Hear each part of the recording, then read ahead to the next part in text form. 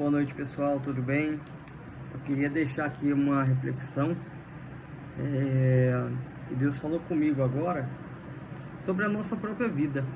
O porquê que a gente anda tão estressado, o porquê a gente anda tão irado, o porquê a gente anda tão desanimado com a própria vida. Esse é o cenário que a gente encontra dentro da igreja. Esse é o cenário que a gente encontra nos cristãos de hoje em dia. As pessoas, elas não têm mais prazer na própria vida, que para elas, se falar você quer viver ou você quer morrer, muitos estão escolhendo a morte. Ah, Senhor, me leve. Ah, Senhor, volta logo. Mas é porque as pessoas, elas perderam aquilo que Deus falou, de amar o próximo como a ti mesmo. As pessoas não estão mais amando o próximo porque elas não amam nem ela mesma. E isso é muito sério. Porque se Deus nos permitir passar 70, 80 anos nessa terra, vão ser 70, 80 anos de puro sofrimento. Sendo que a gente tem aqui na mão o manual.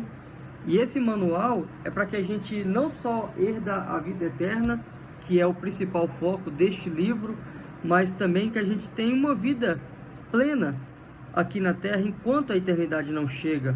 E às vezes a gente não está conseguindo levar essa vida plena porque a gente não coloca aquilo que a gente aprende no manual, sequer, né? Se a gente às vezes até lê, né? Que às vezes é muito duvidoso. Porque pelo estado que a situação se encontra, que a sociedade se encontra, é muito difícil.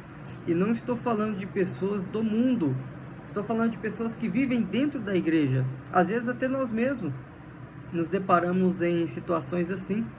Efésios 4, capítulo 12, versículo 26 em diante, diz: Irai-vos e não pequeis, não se põe o sol sobre a vossa ira, nem deis lugar ao diabo.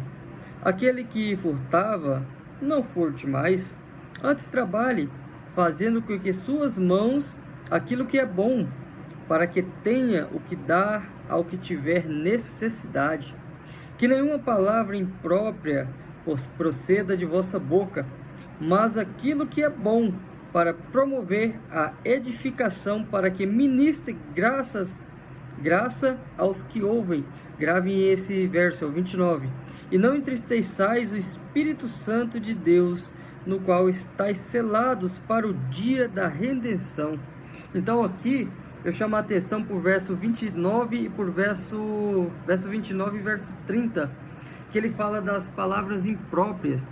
Aquilo que a gente fala é usado contra nós mesmos, e às vezes a gente fala tanta coisa ruim que a gente não sabe porque a gente acorda mal, porque o nosso dia não vai bem, mas é porque aqui a gente já profetizou coisas ruins, a gente já profetizou tanta negatividade que não tem espaço para o bem agir em nós, porque o mal já está dominando, por aquilo que nós falamos, por aquilo que nós profetizamos. A própria palavra de Deus fala que a nossa língua, ela é o que dá vida, mas ela também é o que dá morte. E aqui em Efésios 4, 12, 29... Não, Efésios 4, Efésios 4, 29, perdão. Ele já diz que a gente lança palavras impróprias, e ele fala para não fazer isso, é o que a gente faz. E por fazer isso, a gente acaba ficando mal, a gente acaba não querendo ter comunhão com as pessoas, a gente acaba falando mal das pessoas. Por quê? É porque você quer? Não. É porque você já falou tanta negatividade para si mesmo que você não consegue encontrar as suas próprias qualidades. Você não consegue enxergar que você é imagem e semelhança de Deus. E quando você não consegue enxergar que você é uma imagem e uma semelhança de Deus, você começa a falar mal do seu próximo. Porque você não está se amando. E por não se amar, você também não consegue amar o próximo. É por isso que a gente vê dentro das igrejas muita fofoca rolando.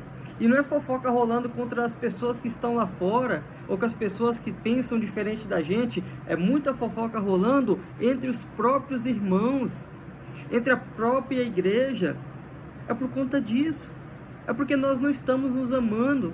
Nós não estamos usando a arma poderosa que Deus nos deu, que é a nossa própria boca, para poder profetizar, para poder pedir sabedoria, para poder pedir discernimento, para poder agradecer porque está vivo, para poder agradecer porque está com saúde.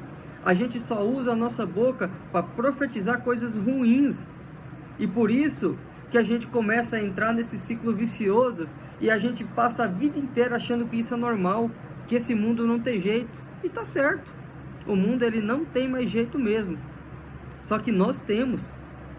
Porque o mundo ruim ele não vem do capeta. O mundo ruim ele vem de nós. É nós que fazemos desse mundo ruim. Infelizmente. Depois que o pecado entrou no mundo, a gente que é ruim. Não é o mundo que é ruim. Tudo que Deus fez é perfeito. Inclusive a gente. Só que a gente tem um manual na nossa mão e a gente não consegue usar. Porque a palavra de Deus vem falar que aqui é para que a gente tenha uma vida plena. E ainda ministre graças aos que ouvem. Ou seja, as pessoas que estão à nossa volta. Só que a gente não consegue ministrar a graça para eles porque a gente não tem graça em nós mesmos. Então fica difícil. E também esse manual é aqui no verso 30, para que a gente também fazendo essas coisas, a gente não entristece o Espírito Santo, que está selado aqui dentro. Nós como cristãos está selado. O Espírito Santo é uma marca que está aqui dentro. E quando a gente profetiza coisas maus em nossa própria vida, a gente está entristecendo o Espírito Santo. E a palavra vem dizer que Ele é o nosso advogado para o dia da redenção, que é o dia que Deus nos chamar para o seu tribunal. Então que a gente possa usar a nossa boca, que a gente possa usar aquilo que é o nosso entendimento para edificar a nossa vida. Porque não tem como eu edificar a vida do meu irmão se eu não me edificar primeiro. Porque a palavra vem dizer que quando eu faço isso, eu estou me enchendo de graça. E se eu não tenho graça, como que eu vou passar graça para o meu irmão? É impossível. Então por isso que a gente vive do jeito que vive, faz as coisas, leva um dia de cada vez, a gente não tem prazer na nossa vida. Eu sei que aqui não é o nosso lugar, e não é aqui que a gente tem que fazer a nossa morada. Mas enquanto a eternidade não chega, não significa que a gente tem que levar uma vida turbulenta. Enquanto a eternidade não chega, não significa que a gente tem que apenas sofrer. Eu não estou falando sofrer só na carne, sofrer aqui dentro, no nosso pensamento. Porque a nossa primeira luta vem de dentro. O nosso primeiro inimigo está aqui dentro. E às vezes não é nem Satanás, às vezes é nós mesmos. Porque a gente profetizou tantas coisas ruins que Satanás só pegou tudo aquilo que você falou contra você mesmo profetizou, montou um banquete para você e no dia seguinte você foi lá e se serviu e comeu até passar mal de tudo aquilo que você mesmo falou. Então que a gente possa usar a nossa boca para profetizar coisas boas. Que Deus nos abençoe. Vamos para cima porque o topo é nosso.